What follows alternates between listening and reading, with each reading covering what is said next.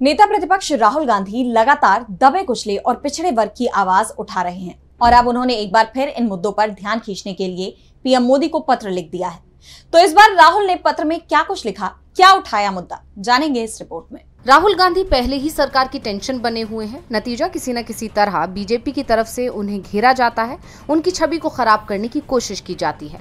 बावजूद इसके राहुल गांधी अपनी आवाज बुलंद कर रहे हैं और हर वर्ग के मुद्दों को उठा रहे हैं। सरकार से सवाल पूछने के लिए लगातार पीएम मोदी को पत्र लिख रहे हैं। ऐसे में अब राहुल ने एक और पत्र पीएम मोदी को लिख दिया। अपने इस पत्र में राहुल गांधी ने छात्रों को होने वाली दिक्कतों का जिक्र किया है।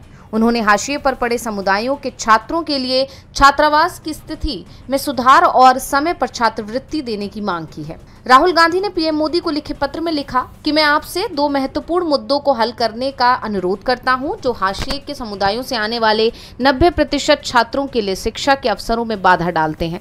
सबसे पहले दलित, एसटी, ईबीसी, ओबीसी और अल्पसंख्यक समुदायों के छात्रों के लिए आवासीय छात्रावासों की स्थिति दयनीय है।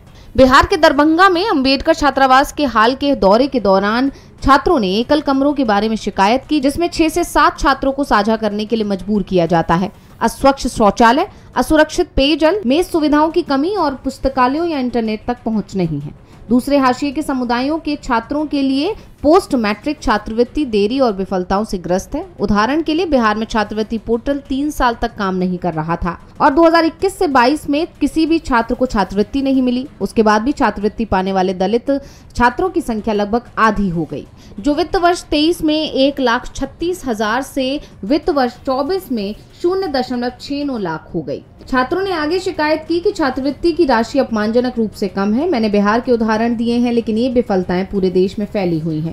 मैं सरकार से आग्रह करता हूं कि इन विफलताओं को दूर करने के लिए तुरंत 2 कदम उठाए जाएं। अब बिहार विधानसभा चुनाव से पहले राहुल गांधी का ये पत्र मोदी सरकार और राज्य की एनडीए सरकार की चिंता बढ़ाने वाला है, क्योंकि जानकारों का कहना है कि इस पत्र के सहारे राहुल ने दलितों और पिछड़े वर्ग को साधने की भी कोशिश की है।